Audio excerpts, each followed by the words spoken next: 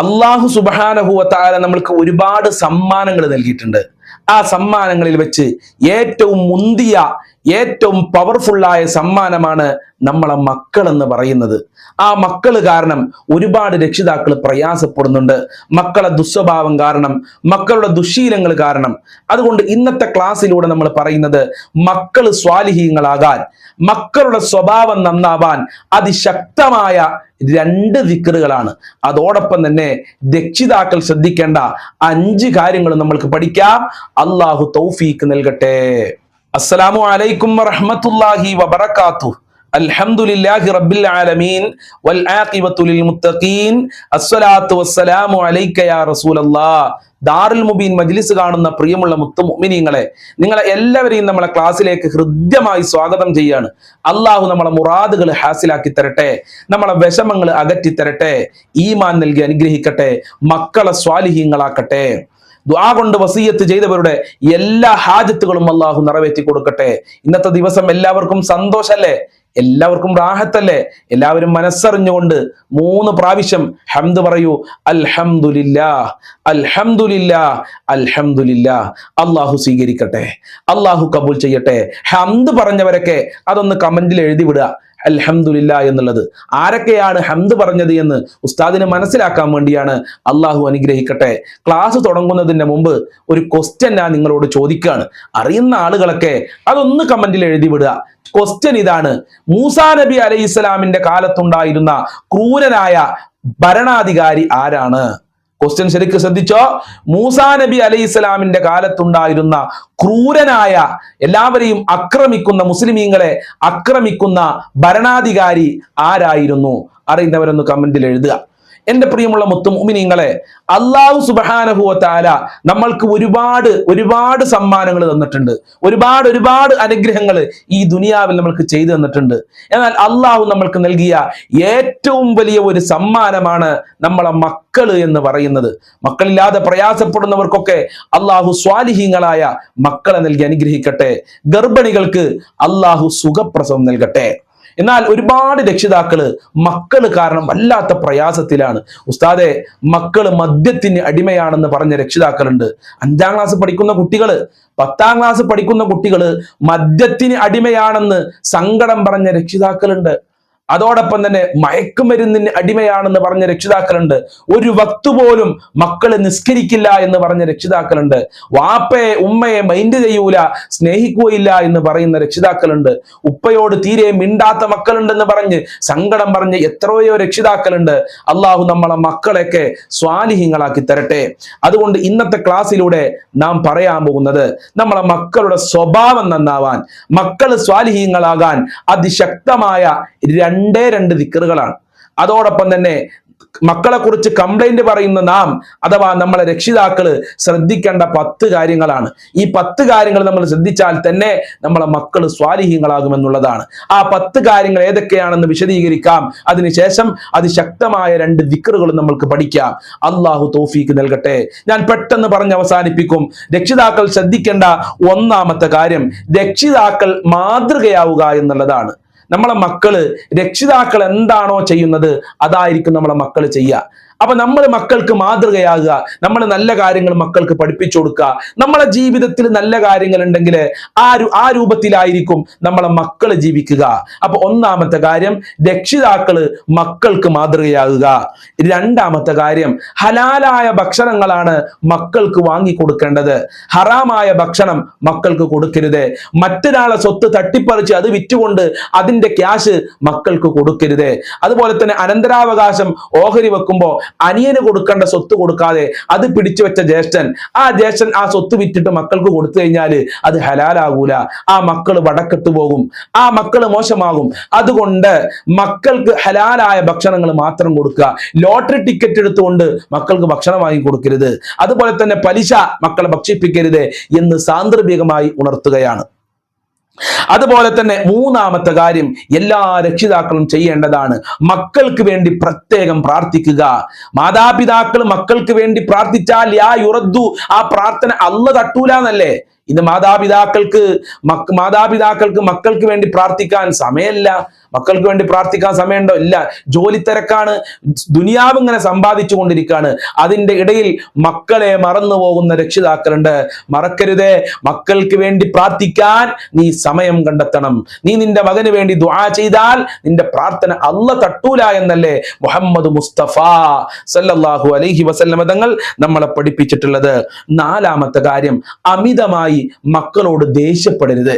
അങ്ങനെ ചില രക്ഷിതാക്കളുണ്ട്, സിംഹത്തിനെ പോലെ, പട്ടാളത്തിനെ പോലെ, പോലീസിന്റെ ഒക്കെ പോലെ മക്കളോട് പെരുമാറുക.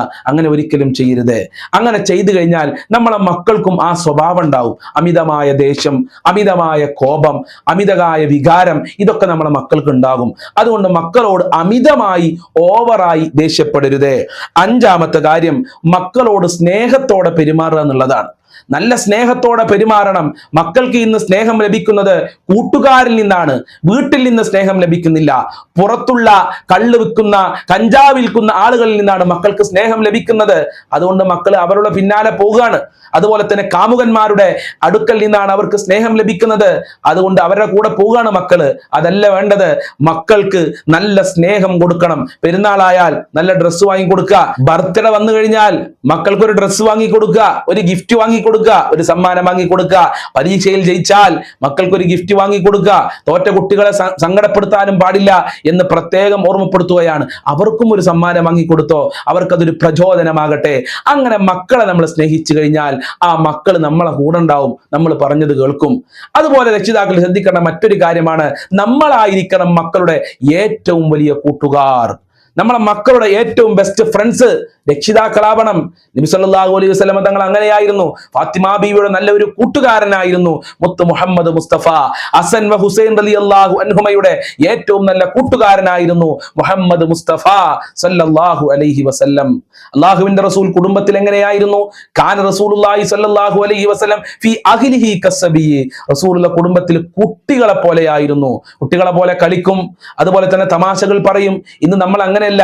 നമ്മൾ ഇങ്ങനെ ഗൗരവത്തോടെ പോലീസായി, പട്ടാളമായി ഇരിക്കുകയാണ്. അങ്ങനെയല്ല വീട്ടിൽ വേണ്ടത്. വീട്ടിൽ സ്നേഹത്തോടെയും നല്ല കൂട്ടുകാരെ പോലെയുമാണ് മക്കളോട് പെരുമാറേണ്ടത്. അള്ളാഹുവിന്റെ റസൂൽ നിസ്കരിച്ചു കൊണ്ടിരിക്കുമ്പോ റസൂലുള്ളാന്റെ രണ്ട് പേരക്കുട്ടികളാണ് ഹസൻ റളിയല്ലാഹു അൻഹു, ഹുസൈൻ റളിയല്ലാഹു അൻഹു. റസൂലുള്ളാന്റെ പിരടിയിൽ വന്ന് കയറി ഇരിക്കുകയാണ്. റസൂലുള്ളാഹ്ക്ക് സുജൂദിൽ നിന്ന് എണീക്കാൻ കഴിയുന്നില്ല. റസൂലുള്ള അവിടെ തന്നെ കിടന്നു, ഒന്നും പറയാതെ. മക്കൾ എണീക്കുന്നത് വരെ റസൂലുള്ള സുജൂദിൽ കടന്നു എന്നാണ് ചരിത്രം നമ്മളെ പഠിപ്പിക്കുന്നത്. ഇവിടെ നമ്മളാണെങ്കിൽ എന്തായിരിക്കും അവിടെ നടക്കുക? നിങ്ങളൊന്ന് ആലോചിച്ച് നോക്കാൻ. നമ്മളാണെങ്കിൽ എണീറ്റിട്ട് അന്ത്ര പറഞ്ഞ ഒറ്റ അടിയൊക്കെ ശൈത്താൻ എന്നൊക്കെ പറഞ്ഞിട്ട് അടിയോടടിയും ഇടിയോടിടിയുമായിരിക്കും. അന്ന് ആ വീട്ടില് ഒരു സമാധാനം ഉണ്ടാവൂല. തെറിയും അതുപോലെ തന്നെ ദേഷ്യപ്പെടലും മാത്രമായിരിക്കും മക്കളോട് രക്ഷിതാക്കൾ ചെയ്യുക. അങ്ങനെ എല്ലാ റസൂലല്ല ചെയ്തത്. ഇത് നിസ്കാരത്തിൽ സംഭവിച്ചൊരു വിഷയമാണ്. നമ്മൾ നിസ്കാരത്തിന്റെ പുറത്താണെങ്കിൽ തന്നെ മക്കളെ തെറി വിളിക്കും, ചീത്ത വിളിക്കും, ശാപത്തിന്റെ വാക്ക് പറയും. അള്ളാഹു മനസ്സിലാക്കാനുള്ള തൗഫീഖ് നൽകട്ടെ. നമ്മളെ മക്കളൊക്കെ അള്ളാഹു സാലിഹീങ്ങളാക്കട്ടെ.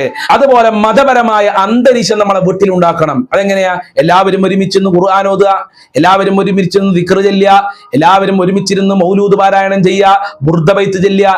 അങ്ങനെ വീട്ടിൽ മതപരമായ അന്തരീക്ഷം ഉണ്ടാകുമ്പോൾ, തെറ്റിലേക്ക് പോകുമ്പോൾ മക്കൾ ഇങ്ങനെ ഓർമ്മ വരും, എൻ്റെ വീട് ആത്മീയമായ വീടാണ്. ഞാൻ ഇങ്ങനെ നടന്നാ പോരാ. ഞാൻ കള്ള് കുടിച്ച് നടക്കേണ്ടവനല്ല, ഞാൻ ചീട്ട് കളിച്ച് നടക്കേണ്ടവനല്ല, ഞാൻ കഞ്ചാവ് നടക്കേണ്ടവനല്ല. എന്റെ വീട് ഖുർആൻ ഓതുന്ന വീടാണ്. എന്റെ ഉമ്മ നിസ്കരിക്കുന്ന ഉമ്മയാണ്. ഞങ്ങൾ ഒരുമിച്ചിരുന്ന് ദിക്ർ ചൊല്ലുന്ന വീടാണ്. അതുകൊണ്ട് ഞാൻ നന്നാവട്ടെ, ഞാൻ തെറ്റിലേക്ക് പോവുകയില്ല എന്ന് മക്കൾ തീരുമാനിക്കും. അതുകൊണ്ട് വീട്ടിൽ മതപരമായ അന്തരീക്ഷം സൃഷ്ടിക്കുക. അതുപോലെ തന്നെ രക്ഷിതാക്കൾ ശ്രദ്ധിക്കേണ്ട മറ്റൊരു വിഷയമാണ് മക്കളെ താരതമ്യം ചെയ്യാതിരിക്കുക. അങ്ങനെയുണ്ട്. മറ്റു അയൽവാസിയുടെ കുട്ടിയെയും നമ്മളെ കുട്ടിയെയും നമ്മൾ എന്തിനാ താരതമ്യം ചെയ്യുന്നത്? എല്ലാ കുട്ടികൾക്കും ഒരു ബുദ്ധിയാകുമോ? ബുദ്ധിയാകൂല. എന്നാൽ ചിലപ്പോ 10ാം ക്ലാസ്സിൽ 10 A+ കിട്ടി, അതുപോലെ തന്നെ +2 മുഴുവനും A+ ആണ്, നല്ല മാർക്കോടെ പാസ്സായാൽ ആ കുട്ടികളെ ചിലപ്പോൾ മാതാപിതാക്കൾ കിട്ടിക്കൊള്ളുന്നില്ല.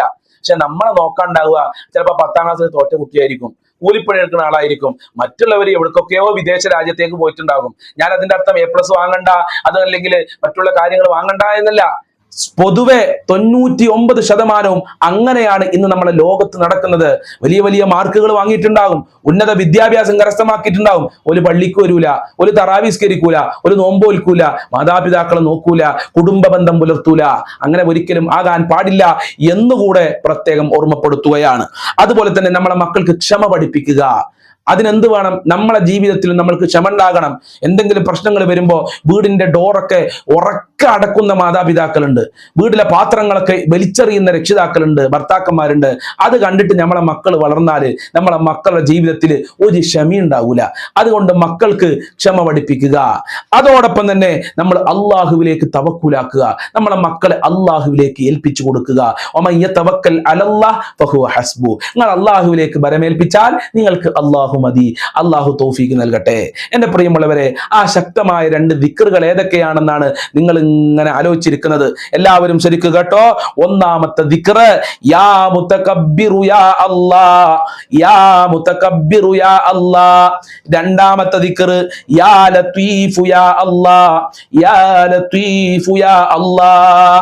യാ മുതകബ്ബിറു എന്ന ഇസ്മ 662 പ്രാവശ്യമാണ് ചെല്ലേണ്ടത്. യാ ലത്തീഫു യാ അല്ലാഹ് എന്ന ഇസ്മ 129 തവണയാണ് ചെല്ലേണ്ടത്. എപ്പോഴാണ് ചെല്ലേണ്ടത്? രാത്രി ഉറങ്ങാൻ കിടക്കുന്നതിന് മുമ്പ് ഒരു പാത്രം, ഒരു ഗ്ലാസ് വെള്ളം എടുക്കുക. അതിനുശേഷം യാ മുതകബ്ബിറു യാ അല്ലാഹ്, യാ മുതകബ്ബിറു യാ അല്ലാഹ് എന്ന് 662 പ്രാവശ്യം ചൊല്ലി ആ ഗ്ലാസിലേക്ക്, വെള്ളത്തിലേക്ക് മന്ത്രിച്ചോതുക. ശ്വി ശ്വി ശ്വി എന്ന് 3 പ്രാവശ്യം പറയാ. അല്ലാതെ വെറുതെ അങ്ങനെ ഫൂ ഫൂ ഫൂ എന്ന് പറഞ്ഞ ഊതല്ല. ഇഷ്വി ഇഷ്വി എന്ന് പറയാ ചെയ്യാ വെള്ളത്തിലേക്ക്. അതോടൊപ്പം തന്നെ യാ ലത്തീഫു യാ അല്ലാഹ്, യാ ലത്തീഫു യാ അല്ലാഹ്, യാ ലത്തീഫു യാ അല്ലാഹ് എന്ന ഇസ്മ 129 തവണയും പറഞ്ഞ് ആ വെള്ളത്തിലേക്ക് ശ്വി ശ്വി മന്ത്രിക്കുക. എന്നിട്ട് നമ്മളെ മക്കൾക്ക് കുടിക്കാൻ കൊടുക്കുക. എത്ര വലിയ മക്കളാവട്ടെ, നമ്മളെ മക്കൾക്ക് കുടിക്കാൻ കൊടുക്കുക. എന്താ കുടിക്കായി? മക്കൾ കുടിക്കും നമ്മൾ കൊടുത്താൽ.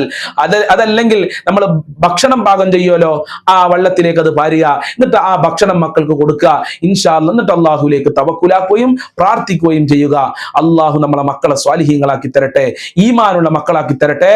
അസ്സലാമു അലൈക്കും വറഹ്മത്തുള്ളാഹി വബറകാതുഹു.